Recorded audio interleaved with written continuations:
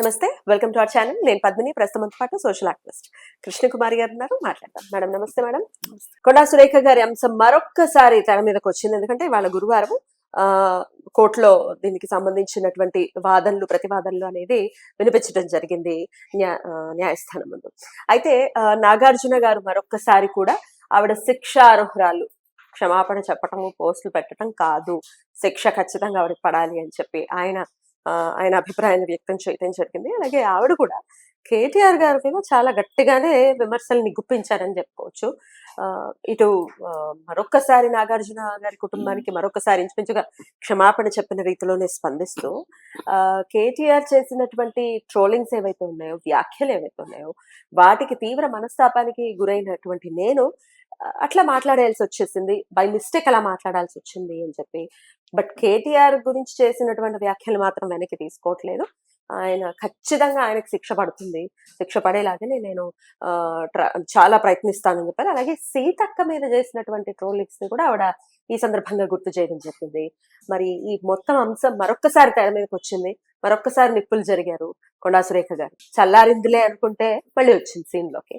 ఎట్లా చూడొచ్చు ఈ అంశం? ఇవి చల్లారేవి కాదండి, ఇవి సంవత్సరం అవుతుంది ఎలక్షన్లు అయ్యి దగ్గర 11 నెలలు. ఇంకో 4 సంవత్సరాలకు మళ్ళీ ఎలక్షన్స్ వస్తాయి. ఎలక్షన్స్ వచ్చే వరకు ఇలాగే నడుస్తుంది. ఎందుకంటే కేటీఆర్ వాళ్ళు తెలంగాణ మా సొత్తు అనుకున్నారు, మా జాగీరు అనుకున్నారు, నీళ్లు నిధులు నియామకాలు మా ఇంటి కోసమే అనుకున్నారు అన్నట్లుగానే ప్రవర్తించారు. అట్లాగే కాంగ్రెస్ పార్టీని బొందబెడతాము అని చెప్పి శపథం చేసుకొని బొందబెట్టడానికే ప్రయత్నం చేసి ఆఖరి నిమిషంలో విఫలమయ్యారు. అది వేరే విషయం. బీజేపీ పార్టీతో చేరి కాంగ్రెస్ ని బొందబెట్టాలని చూశారు. కానీ ఆ బీజేపీ తమనే మింగే అయిపోతుంది అని అర్థం చేసుకుని కొంచెం కాంగ్రెస్ పార్టీకి రిలాక్సేషన్ ఇచ్చేసరికి కాంగ్రెస్ పార్టీ పుంజుకుని అధికారంలోకి వచ్చారు. ఈ అధికారంలోకి వచ్చిన తర్వాత మరి ఈ అక్కస్ ఎట్లా తీరాలి, ఈ కోపము ఉక్రోషం ఎట్లా చల్లారాలి? కానీ మొదట్లో బాగా డల్ అయిపోయారు. కేసీఆర్ అస్సలు అంతు పొంతు లేరు, అత్తాపత్తా లేరు. కేటీఆర్ కూడా అలా స్తబ్దుగా అయిపోతే హరీష్ రావే కొంచెం పైకి మాట్లాడడం మొదలెట్టారు. కానీ ఒకానొక సందర్భంలో బీజేపీ వాళ్ళు ఎప్పుడైతే ఈ గవర్నమెంట్ పడిపోద్ది అన్నారో, వాళ్ళ దగ్గర నుంచి డైలాగ్ తీసుకొని కేటీఆర్ కూడా ఇంకా ఉధృతంగా దాన్ని బయటికి తీసుకొచ్చారు. ఇది కూలిపోయే ప్రభుత్వం, ఈ వీళ్ళు చెప్పిన గ్యారంటీలు వీళ్ళు అమలు చేయలేరు, రేవంత్ రెడ్డి వల్ల అసలు కాదు, ఈ గవర్నమెంట్ కూలిపోద్ది అంటే సహజంగా అధికార మార్పిడి జరిగినప్పుడు కొంతమంది గోడలు దూకే వాళ్ళు ఉంటారు. అలాంటి వాళ్ళని చేర్చుకోవాలని చెప్పి రేవంత్ రెడ్డి మరి నిజంగానే తన ప్రభుత్వానికి ఏమన్నా ఇబ్బంది వస్తుందేమోనని వలసల్ని ప్రోత్సహించాడు. వాళ్ళు ఒకప్పుడు వలసల్ని ప్రోత్సహించి పార్టీలనే కొండ చెలువులు మింగినట్టు మింగేసిన వాళ్ళు ఇప్పుడు వలసల గురించి కొత్త భాషలు వక్ర భాషలు చెప్పడం మొదలెట్టారు. వాళ్ళకి మింగుడు పడట్లేదా అంటే వాళ్ళ పార్టీలోంచి వెళ్తున్నారు కదా, అది వాళ్ళకి మింగుడు పడట్లా. ఈ పోరులో ఏం చేశారంటే కేటీఆర్ వాళ్ళు కాంగ్రెస్ కు సంబంధించిన మంత్రులు ఎవరేం చేసినా ఏదో ఒక దిక్కుమాలిన వ్యాఖ్యానాలు చేయటము, వాళ్ళని అవమానించటము, వాళ్ళని విమర్శించటము, వాళ్ళు చేస్తున్న పనులు ప్రజల్లోకి సరిగా వెళ్ళనివ్వకుండా అడ్డుకట్ట వేసే విధంగా వాళ్ళు ఒక వ్యూహాన్ని రచించుకున్నారు. ఇప్పుడు సీతక్క గారి మీద దారుణమైన వ్యాఖ్యలు.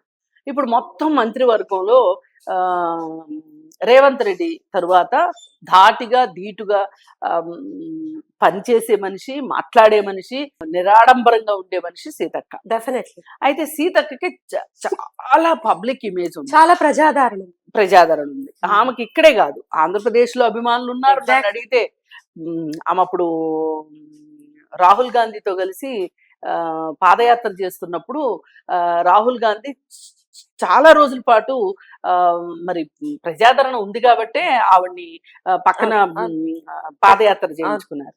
అయితే అలాంటి వాళ్ళు మాకు గిట్టరు, ఎందుకంటే వాళ్ళ వల్లే కదా మా అధికారం పోయింది అని. మనము నీళ్లు నియామకాలు మొత్తం మన ఇంటికి దారి మళ్ళించుకున్నామని తెలంగాణ ప్రజలకు కోపం వచ్చింది అనుకోవట్లే.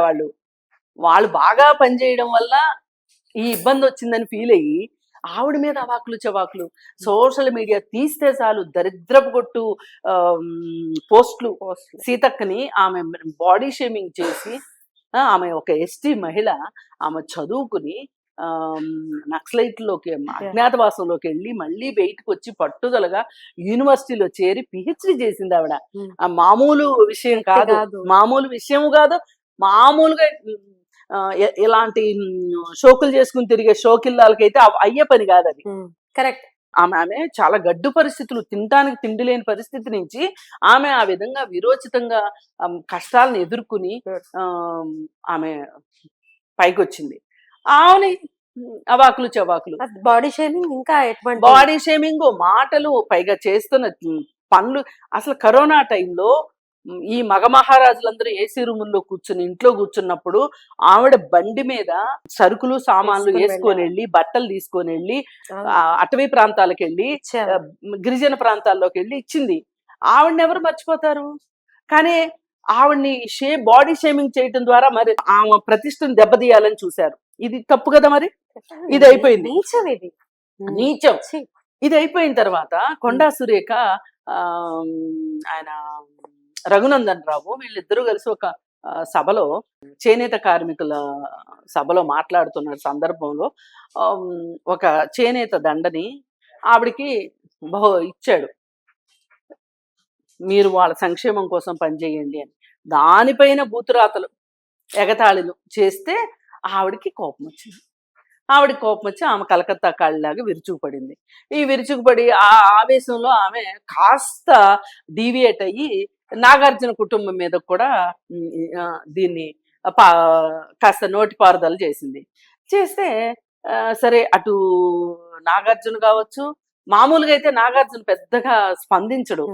ఏమని మాట్లాడుకుంటారో మాట్లాడుకోండి. ఇప్పుడు వేణుస్వామి అంత వ్యాఖ్యానం చేశాడు నిజానికి, అదే ఇంకొకరికి ఎంత కోపం వస్తుంది, పట్టించుకోలే. కానీ ఇక్కడ మట్టుకు కేటీఆర్ ప్రోద్బలంతోనే నాగార్జున కూడా స్పందించాడు. నాగార్జున ఇంత పట్టుదల పట్టడం వెనక కేటీఆర్ హస్తం ఉంది అనేది చాలా మంది అనుకుంటున్నారు. అయితే ఇంకా నాగార్జునకి ఆవిడ సమాధానం చెప్పింది.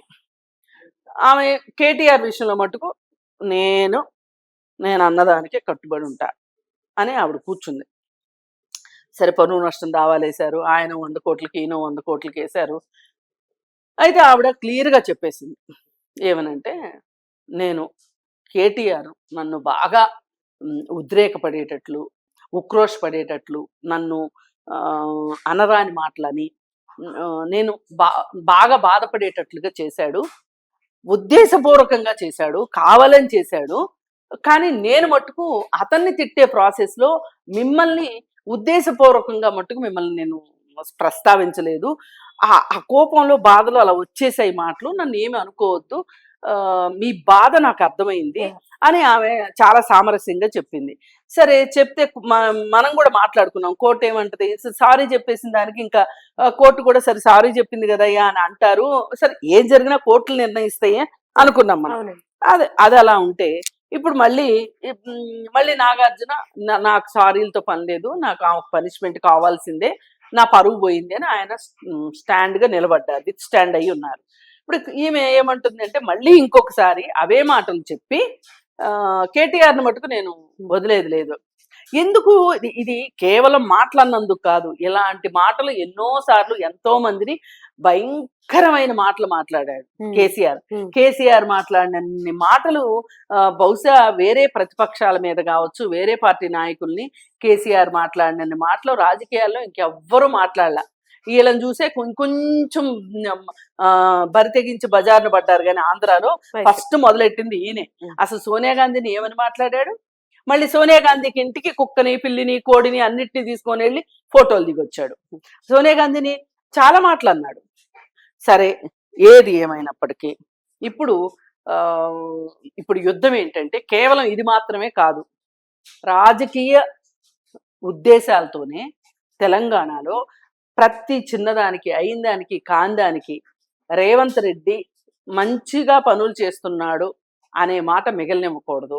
కాంగ్రెస్ వాళ్ళందరూ ఐక్యంగా ఉండి పనిచేసుకుంటున్నారు, వాళ్ళు ఇచ్చిన వాగ్దానాలు నెరవేర్చడానికి శతవిధాల ప్రయత్నం చేస్తున్నారు అనే దానికి అనేది ప్రజల్లోకి వెళ్లకుండా చెయ్యాలి అనే విషయంలో వాళ్ళ పార్టీని బాగు చేసుకోవడము, ప్రజలకు సేవ చేయటము పక్కన పెట్టి వీళ్ళని పని చేయకుండా చేయడంలో కేటీఆర్ ముందంజలో ఉన్నాడు, ముందడుగు వేస్తున్నాడు అనమాట. ఆ విషయానికి ఏంటంటే వీళ్ళు ఒకప్పుడు భూసేకరణ చేసిన వాళ్ళే, ఇప్పుడు భూసేకరణ చేయనివ్వట్లేదు. వాళ్ళు చేసినాయే వీళ్ళు కూడా చేస్తున్నారు, కానీ చేయటానికి వీలు లేదు అంటున్నారు. ఇంకా మాటల యుద్ధం ఎవరికి, రేవంత్ రెడ్డికిను కేటీఆర్కి, కేసీఆర్కి. అసలు ఒకానొక సందర్భంలో ఏమనిపిస్తుందంటే అసలు రేవంత్ రెడ్డి ఏమన్నా వ్యూహం తిప్పి కొడుతుందా అనిపిస్తుంది. ఎక్కువ పదే పదే కేటీఆర్ అనడంతో ఇది ఏమైనా కాంగ్రెస్ పార్టీకి నష్టం కలిగిస్తుందా అనిపించేలాగా ఉంది. అందుకని ఏది ఏమైనప్పటికీ ఈ వ్యాఖ్యానాల వెనక రాజకీయ కారణాలు కూడా ఉన్నాయి. కేవలం ఈ వ్యాఖ్యలుగా చూడటానికి వీల్లేదు. ఈ వ్యాఖ్యల వెనుక రాజకీయ ప్రాతిపదికలు ఉన్నాయి, రాజకీయ ఎత్తుగడలు ఉన్నాయి. కాబట్టి మీరు గవర్నమెంట్ పడిపోద్దని ఇప్పుడు భూసేకరణలు చేయనీయకోకుండా, అలాగే ఇంకొక పని ప్రతిదానికి మొండికాలు అడ్డం పెట్టి తొండాట ఆడుతూ ఉంటే గనక ఈ రాష్ట్రం ఏమైపోతుంది? మీకోసమా ఈ రాష్ట్రం ఉన్నది? ఈ రాష్ట్ర ప్రజలు ఉన్నది మీకోసమా? ఇప్పుడు రేపొద్దున మీరు భవిష్యత్ తరాల్లో దోషులుగా మిగిలిపోతారు. ఆవేళ వాళ్ళ పనులు చేయిస్తుంటే ఇప్పుడు కాంగ్రెస్ వాళ్ళు ఎంత సహకరించారు ఈ 10 ఏళ్లలో? వాళ్ళు ఏ రోజైనా భూసేకరణ సరిగా చేయమని అడిగారు తప్పితే అసలు భూసేకరణే వద్దు అనలా. ఇప్పుడు మూసీ ప్రక్షాళన ఉంది, అది నిజానికి మంచి ప్రాజెక్టే. కాకపోతే మనం అడగాల్సింది ఏంటి? మూసీ ప్రక్షాళన చేస్తూ మీరు చెయ్యాల్సింది ఏంటి అంటే పునరావాసం గురించి ముందే ప్లానింగ్ చేసుకోండి.